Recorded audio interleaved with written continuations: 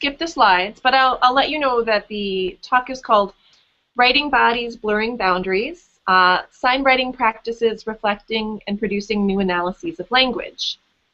So, hello. As Valerie said, my name is Erika Hoffmann-Dilloway, and I'm an associate professor of linguistic anthropology at Oberlin College. I've worked on two major research projects. So first, as Valerie mentioned, studying Nepali Sign Language and deaf social networks in Nepal. And then second, studying the sort of emerging transnational writing practices using sign writing that everyone who's been participating in this is part of. So unsurprisingly, it's this latter project I'm going to talk about today. But just for fun, I'll just really quickly introduce myself in Nepali Sign Language, just because I'm sitting in front of these posters. So I'll just sign it in Nepali and then tell you briefly what it meant. But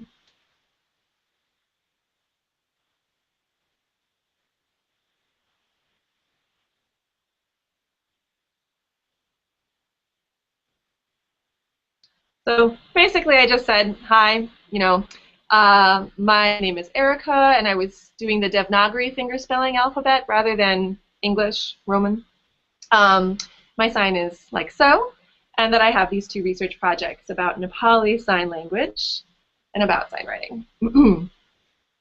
So, my research about sign writing has involved participating, observing, analyzing texts, and conducting interviews, as with, for example, Valerie, in several sites of sign writing use, including the sign writing listserv, Stefan Bormann's classroom in Germany, and of course you've heard from Stefan already, Maria Galia's lab, or Galia, gotta get that right, Galia's lab in Malta, and you'll hear from her tomorrow, Valerie Sutton's home in the US, and, for example, the sign writing workshop in La Jolla last summer.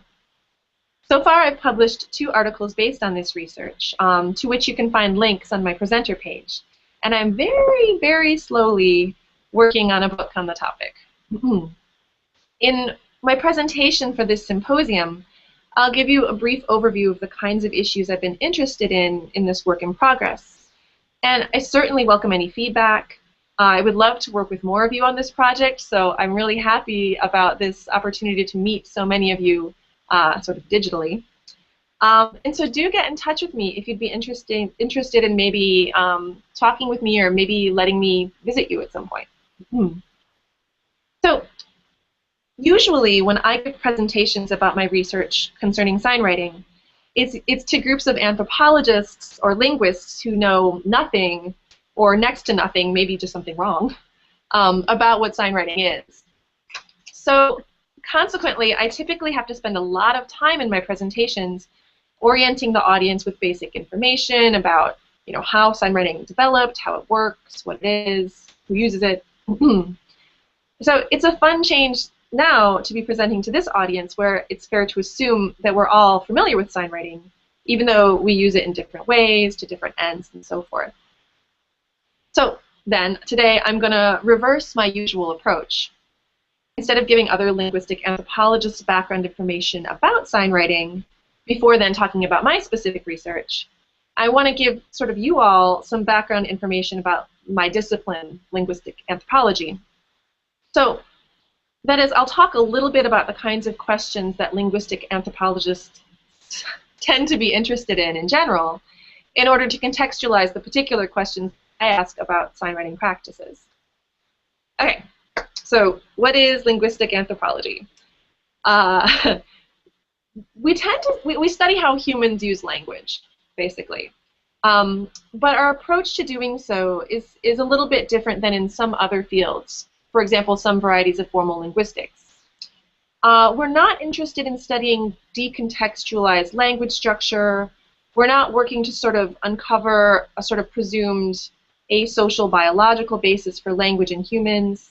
And these are 2 major areas of focus for some types of linguistics.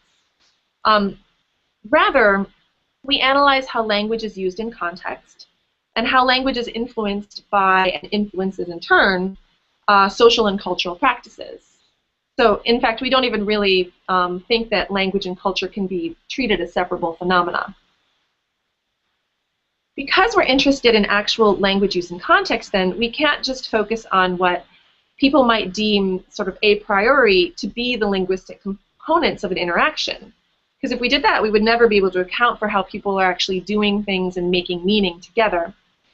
So rather, we try to analyze and account for what we call sort of the whole communicative ecology of semiotic or meaning-bearing forms that people use in communicating with and interpreting others. Additionally, many of us, myself included, are interested in what we call language ideologies, the ubiquitous set of diverse beliefs, whether they're explicit or implicit, that are used by, quote, and I'm quoting from Cross-Critty here, that are used by speakers of all types as models for constructing linguistic evaluations and engaging in communicative activity. We're interested in how these beliefs and assumptions affect and are affected by what people do with language. And so we're not just studying the sort of language ideologies or assumptions of so-called everyday people, but also of scholars, including ourselves. We want to understand how cultural beliefs and social practices are going to affect the assumptions that scholars make when they study language, as well as how scholarly claims can affect popular understandings of language. So this is where the study of writing systems becomes really relevant to us. The creation and use of any particular writing system is always, an ideological process by which some aspects of this broader communicative ecology get sort of pulled out as vital for representation, but others are not. And in turn, the beliefs and assumptions that affect the creation of a writing system can be perpetuated by its use. So, for example, the use of a particular writing system can reinforce users' awareness of some aspects of their language practice. And particularly when a writing system is thought of as the best or most ideal representation of that language, it can make it harder to be aware of or account for other aspects of their communicative ecologies. Modern linguistics, emerged from an ability to objectify language through writing in a social and historical context in which alphabetic writing was seen as, by many, as the sort of the best and most developed form of writing. Consequently, many aspects of human communicative ecologies that aren't represented typically in alphabetic scripts, things like stress, intonation, pitch, volume, gesture, eye gaze, facial expressions, even sign languages more broadly until quite recently, were often erased from scholarly understandings of what constitutes language, or the linguistic, and are consequently relegated to paralinguistic status. So that is, they may be seen as elements that co-occur with and modify language use and contexts, but which aren't themselves granted linguistic status. So, linguistic anthropologists who want to better understand language use and context have had to attend to such sort of multimodal elements of communicative practices. As I mentioned earlier, we want to look at that whole picture. But in so doing, we've often really struggled with how to analyze and represent these phenomena in our research through writing, because we still do want to transcribe and sort of objectify and analyze our objects of study. So essentially, we've had to contend with the ways in which the writing systems that we use to conduct and to share our research might constrain the phenomena we're likely to study and or taint them with particular ideological implications. And there I'm quoting from Durante. We've tried to push past these constraints by being creative with how we transcribe language use, using photos, drawings, and videos. Oh, and here's a place to show a slide, actually. If we go to slide 5, you'll see some examples of how linguistic anthropologists have tried to get creative. Okay, Steve, are you there? There we go. He's here, always. Oh, maybe the next slide, sorry. There we go. That one, okay. Oh no, wait, go back. The one with the little drawings and things, yes. This one is perfect, Steve, yes. So I should be silent for a minute while you look, right? I think you should let people look, yes. Okay.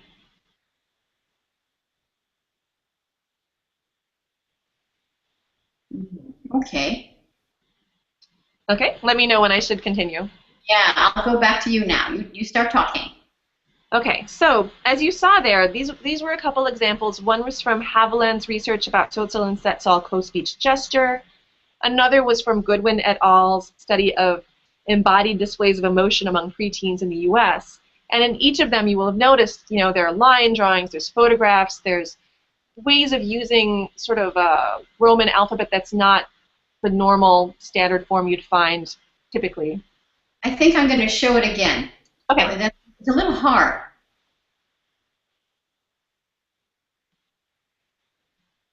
Oh, it's very different. That's a complex slide. There's a lot going on there. Yeah, I'm just telling you honestly. It's important to understand it. So say it again. What does it show?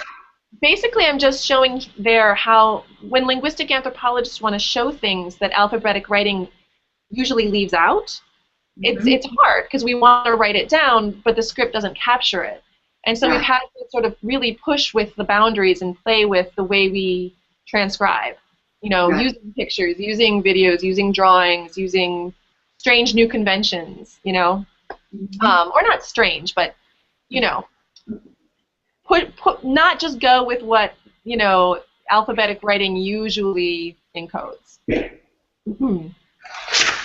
So that's how I discovered signwriting, as Valerie had mentioned. I was having a really hard time trying to create detailed transcripts, detailed like those, of my material from my work with Nepali Sign Language.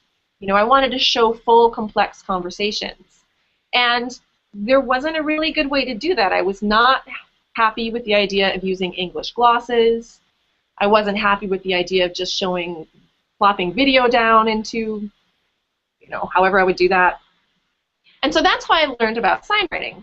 I started experimenting with it for this purpose. I joined the signwriting listserv to get help learning how to use the system. And while I did use signwriting to transcribe material for my dissertation, at the same time, I became increasingly interested in signwriting as a topic of study as well as a research tool. In particular, I wanted to explore how the use of signwriting can help us analyze aspects of language use that may be obscured by language ideologies that influenced and are reinforced by dominant writing systems used today. So, as I'm sure you all know, signwriting wasn't originally, at its very beginning, intended as a system for representing language. It was essentially a dance notation system, but it emerged from that original context of use, and only later was developed by Valerie and in cooperation with the Deaf Action Committee into something that was used to write language. And so as a result, I'd suggest that the development of signwriting was perhaps less influenced by a lot of prevailing assumptions about what writing should be like and what language is like. So for this reason, and because the system does diverge so radically from many currently widespread writing systems in being featural, visually iconic, written from the expressive perspective, and so on, I've argued in my work that its use provides an opportunity for its users to notice and potentially challenge and refigure a lot of assumptions about language and writing. So today I'm going to talk just briefly about a couple of the things I've seen in terms of how signwriting practices give us a chance to think differently about some boundaries that may have been taken for granted previously. So first, between linguistic and paralinguistic phenomena, then between communicative modalities, and then finally between social groups, essentially. So to start, I'll talk a little bit about this linguistic-paralinguistic distinction.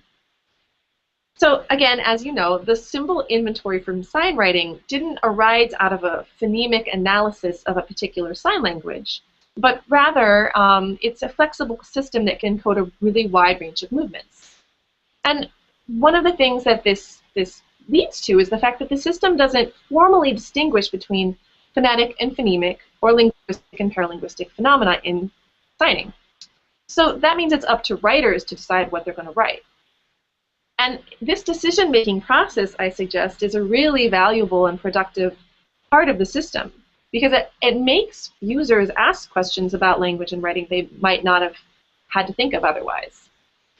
So In an article I published in 2011, for example, I used an example of a writer grappling with these decisions. In particular, I talked about how Cherie Wren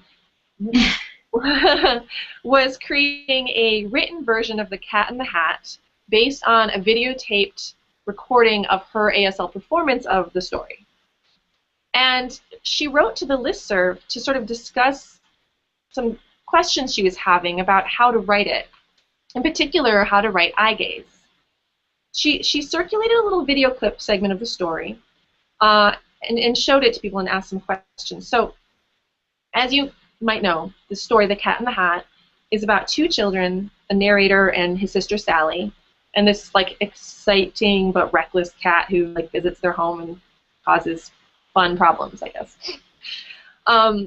The sentence that Cherie circled online describes this moment when the children first see the cat come into the house.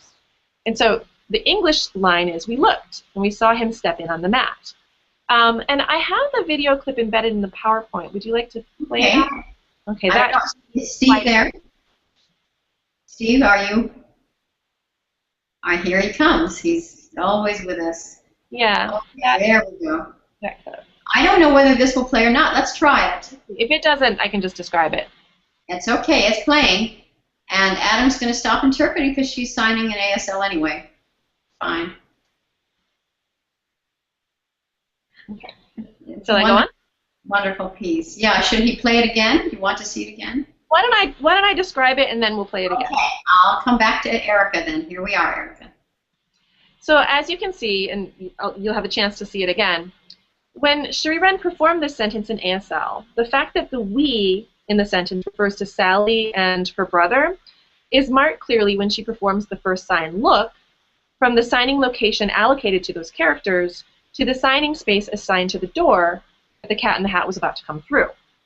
So her slight body shift and her eye gaze from the children's signing space toward the space at the door marks the fact that she, the storyteller, is grammatically speaking in the voice of the child who's narrating the experience, so it's like a direct quote. In the next sign, however, though the sign "we saw" moves from the children's space towards the signing space at the door, her eye gaze goes to the audience or video camera that was present when she performed the story.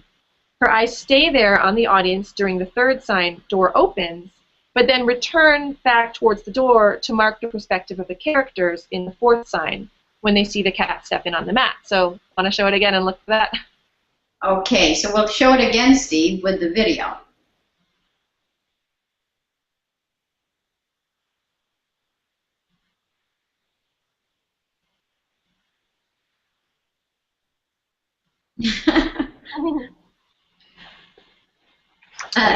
Isn't that a wonderful video? I love it. Cherie, it's wonderful.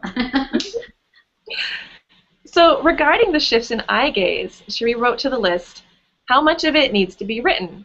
I'm looking at the door, and then the cat coming in, and then back at the audience, back and forth, several times in a very short sequence.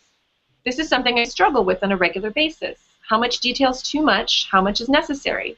I'm trying to tease out the required grammatical bits. So that's what she asked the list. And of course, the eye gaze that's being used to reinforce the spatial grammatical relations between the characters and places or figures in the story is widely accepted by sign language linguists as a required grammatical, non-manual grammatical marker. But Wren's question essentially poses, what about the eye gaze toward the story's audience? Can we treat that as required and grammatical and necessary, or what? And ultimately, she did decide to include into the written text the eye gaze that goes toward the audience. Now let's show that. That's slide 10. Okay, slide 10. Or maybe 11. I'm not sure what. Okay, slide 11. I'm sorry. There you go. Thank you. Slide 11. Okay. That slide, whatever you're on. Is that the slide you want? It says excerpt from The Cat in the Hat. Okay. Yeah. So you can, those of you who can read the sign writing can see that she's got that eye gaze toward the audience written. Yes, yes. She certainly does. I'd like to point out that the whole Cat in the Hat is on the web and Sign Puddle online under ASL Literature Puddle. So if for any reason somebody would like to see or study this, you can either go to SignPuddle Online, or you could go to Cat in the Hat under the library, children's library, for our stuff. That way, at least, Erika, you know, they can go back to study it. Or you can find the slide that Erika just showed on her PowerPoint on her presentation page, obviously. So it was a great resource for me to be able to go and find this whole story on your website. You know, when I was reading about it on the list and saying, ooh, I want to see this, and I could. So thank you. Yes, exactly. Thank you. Okay, so shall I go back to the... You do what you want to do. Yeah, tell us all about it. So, okay, so she kept the eye gaze toward the audience. And I was really interested in this choice. And I would argue that this decision was likely in part influenced by the genre of the text, which was ASL storytelling. Of course, for most of its history, ASL has not had a widely used written form, but of course it has a rich corpus of face-to-face signed literature, poetry, drama, a wide range of storytelling genres, and so forth.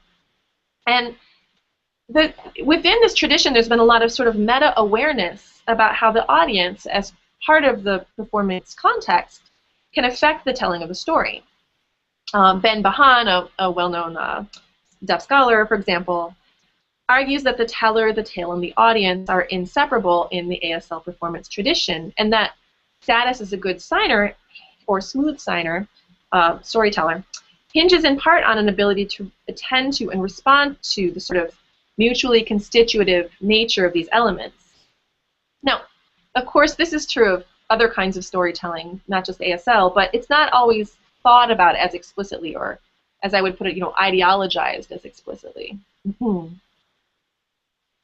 So attempts to sort of record and circulate this body of literature, whether in print or via video recording, have sometimes been controversial because, of course, this removes the story from the face-to-face moment of telling and could, you know, preclude the author's ability to sort of engage with these future projected audiences.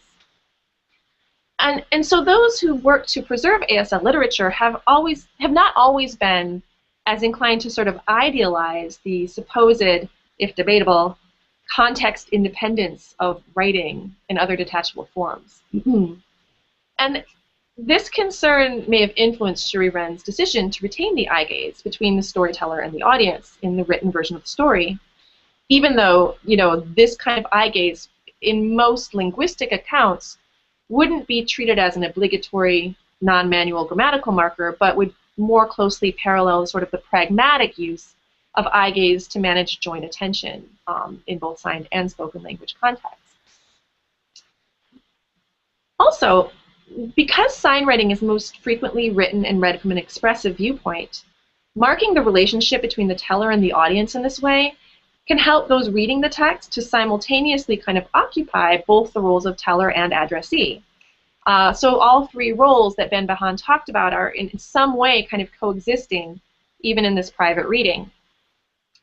In addition, because the intended audience of this written version of Cat in the Hat was deaf children, encoding this kind of use of eye gaze in the text can also help teach young readers or draw their attention to what's involved in being a good storyteller, drawing their attention to the sort of focus on audience.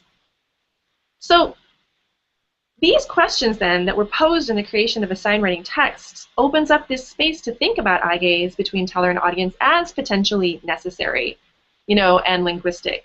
Not necessarily for ASL grammar as an abstract structure, but for ASL as performed in a particular genres and particular contexts. And so you can see how a script that raises these sorts of questions and which allows this type of encoding could be quite useful for linguistic, or attractive for linguistic anthropologists like myself, who are interested in sort of communicative, you know, language use and context. Okay. Yes. So now I want to draw on an article I published in 2013 to talk about how sign writing practices create possibilities to think in different ways about boundaries between communicative modalities. So linguistic anthropologists have long argued that boundaries between linguistic codes aren't given. These are not like discrete objects in the world, but rather they're ideologically and interactionally mediated. And similarly, I've argued for attention to how boundaries between communicative modalities are likewise mediated ideologically and interactionally, and are affected by assessments of boundaries between codes. So hopefully I'll be a little more clear about what I mean as I go on. But both popular and scholarly discussions about spoken and sign languages often explicitly center on modality when accounting for differences between or dealing with similarities among them. So that's one of the reasons I'm interested in how we decide what constitutes a boundary between modalities.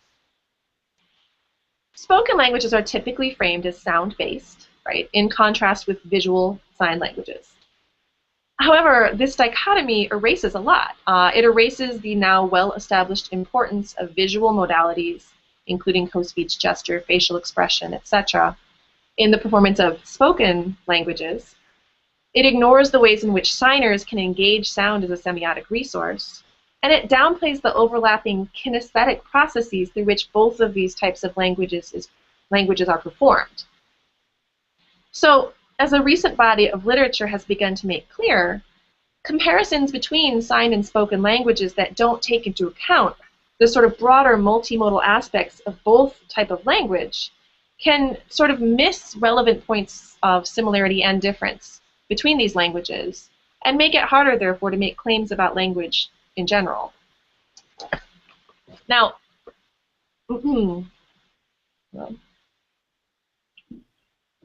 I would argue that a simplistic code modality mapping is also likely an artifact of the ways in which both academic and popular ideologies about language more broadly have been informed by alphabetic writing in particular.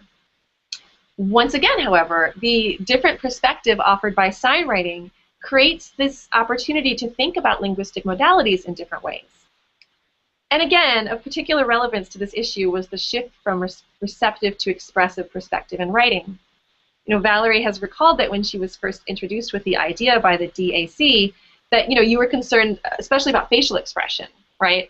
That you'd be looking through the back of a person's head and you can't see your own face, you can only feel it. Yes. And you mentioned that the DAC member said, well, fine, I see through my face, I feel my face. This was a really, really interesting shift, I think, because what this did was change sign writing from a script that was primarily focusing on what you see, focusing on the receptive visual modality for sign languages, to one that records what you do as a signer. So yes. A script that visually indicates the kinetic movements involved in producing language. Yes. This, in turn, opened up this space to think about using sign writing to write the kinesthetic movements by which spoken languages are produced. And we've heard a lot about this from Stefan, of course. Although most sign writers use the system exclusively for writing sign languages, sign writing has been adapted to write spoken languages in some contexts, such as, of course, Stefan Bormann's classroom in Osnabrück, Germany, where, and I won't go into too much detail because you've heard from him, but he's offering his deaf students instruction in German Sign Language, or DGS, German Sign Language literacy through sign writing, and German literacy through both sign writing and traditional German orthography. And the reason he's doing this is, first, students can become, literate in German Sign Language, which is most comfortable for them. Then they can move towards becoming literate in German using the same system that they're comfortable with, and then use that as a way to leap into the least accessible script, which is the German orthography that's based on sound contrasts. And so what he's really doing with his students, he's turning them into little linguists, where their job is to compare and contrast German Sign Language and German. What are the differences between them grammatically and otherwise? What are the differences and similarities between them grammatically, in terms of how they're physically produced, and so forth. And by making them aware of those both contrasts and points of overlap, they're more able to understand both systems and to move between them appropriately. So, I had the opportunity to observe and participate in and record classroom practices in Stefan's classroom in the summers of 2010 and 2012. And And again, I've left it to him to detail his practices, although if you'd like to read my account, I did publish an article about it in 2013, which is also linked on the web page. But I should also note, as he's pointed out, his students have come a long way since even that article that I published. But for now, I just want to note that by writing both DGS and German, using SignWriting, and using that as a platform to more effectively compare the languages, this complicates a stark modality divide between the codes, because it's writing them both in the modality that they share. This, right? That's okay. Yeah, that's all I have to say about that for now. So now I'll move on to my last piece. I mentioned at the outset of this talk that linguistic anthropologists see language and sociocultural processes as mutually constitutive. So finally, I want to think about the social effects of the circulation and comparison and discussion of SignWriting texts online and other kind of platforms when SignWriters come together. The listserv, other platforms like the Symposium, they bring together people using a really wide range of languages, both spoken and signed, to post and comment on SignWriting texts and issues about SignWriting literacies, despite geographical and other constraints. So these kinds of online spaces might be termed affinity spaces. So sites where participants work really hard to communicate about a shared interest or passion, despite really great diversity in their linguistic repertoires. So despite not having the same language competencies, for example. Though access to participating on these sites isn't evenly distributed, so it's quite clear from even a brief review of the SignWriting archives or from the way we've had to run the Symposium that, for example, English and English literacy is really facilitates participation. ASL, Portuguese, certain languages, Portuguese, Libras are getting, they're a helpful entry point here. But even so, affinity spaces are characterized by participants working to find communicative strategies shared in common and to treat the diversity in their backgrounds and knowledge and linguistic repertoires as resources rather than as a problem. And indeed, we've seen that happening these last days. And what happens then is that expertise becomes sort of a shared resource as opposed to any individual's property. So in my articles, I've argued that bringing together diverse signing publics into these kinds of sustained contacts in affinity spaces both creates a kind of a global signing network, but also creates and makes people aware of differences in terms of people's different trajectories, people's different sign languages, people's different ways of using SignWriting. And what I'm hoping to explore further as I work on this book, or work toward this book, is how the processes by which this production of relational difference seems to be less a matter of sort of labeling and demarcating a centralized or stereotyped group. So like there's this sign language, there's that sign language, and they're like this, we're like that. But more this productive awareness of how differences emerge, again, from these biographical trajectories that differ. So we all have these different arcs that brought us to have access to the languages that we access and to know about SignWriting, and that brought us into this space together, so access to computers and things. And they're all really different, but right now this is like a node of overlap where all of our arcs are bringing us together at the same time. Now, what I've been describing here applies to a lot of different emerging affinity spaces online, like transnational fan fiction discussion boards and so forth. So one of the things I want to ask in future research is how the particularities of SignWriting, as opposed to these other kinds of practices, might affect this social process of producing an affinity space. So, for example, how does the aforementioned freedom to represent different aspects of signing practice, things that are similar to accent or other regional or stylistic differences in signing, how might they come into play? How might they affect this process?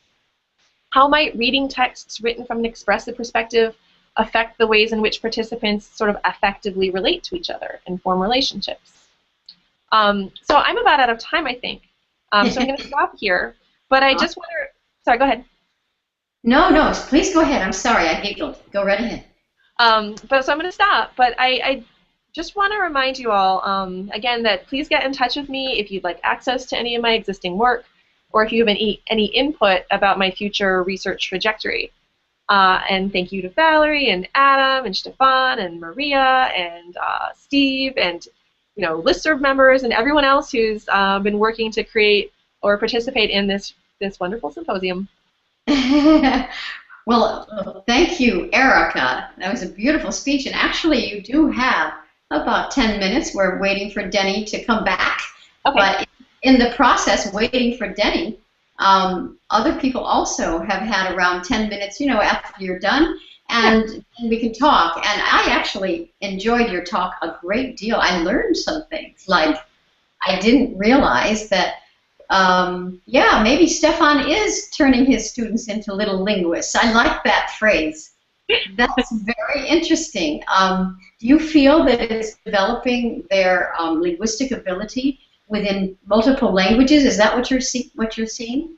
Yeah, I mean, basically, what he's doing by having them write, I think, and what I've seen in the class, by having them write German Sign Language, GGS, and German in the same script, so in sign writing, obviously with their own adaptations to represent German, but it's the same basic principles and system. Then they can compare the languages without the complication of comparing different writing systems too, and then really sort of think about how are they different, how are they in some places similar, to understand the languages better. Oh, that's wonderful. I want you to know that there's some places where people make comments over on the right side of the screen. Can you see that? I don't have. Oh wait. Oh, I think here I go. Now it's called Q&A. Yeah. It's over to the left. If you put your mouse over there, do you see it now? Yep. I just clicked it and it's now opening. Got it. And guess what? It looks like you have a comment. From Machado. Machado Oliveira said, I just got back online. Is this presentation Erika or Elena? Well, obviously it's Erika. Erika Hoffmann-Dilloway. And Machado, as you know, is from Brazil, but is a programmer, a computer programmer. And he has donated his time to do some pretty remarkable work with our symbol set back in 2004. But he obviously has followed your work. I know he has. Researchers have for years followed your work, Erika, and I want to thank you for continuing to probe the use of sign writing. I liked the idea that you were researching the fact that people are sort of writing what they feel when they are writing expressive writing. Isn't that true? Oh yeah, absolutely. That's so interesting to me, that shift to because I think there's been so much work about making claims about modality differences between languages, but so much of it sort of it always looks at the receptive modalities and doesn't as much look at the the expressive modalities, which again are shared between all languages. All languages are produced by moving the body. Yeah, that's an interesting point. That's a very interesting point. Well, I'd like to tell everybody that tomorrow I'm the last presenter. I'm number 40, and I don't have all of my materials all put together from my entire history, but in time, I'm hoping to do a better paper. But tomorrow, I'm just going to talk and tell people about some of the shifts that Erika just mentioned, how the writing system actually did shift over time towards the writer and how they felt rather than the observer and how they transcribed. And that change was a major event, wasn't it, for songwriting? And it's what really made it a true writing system on a daily basis rather than just a transcription system. That's a big difference, isn't it? So thank you for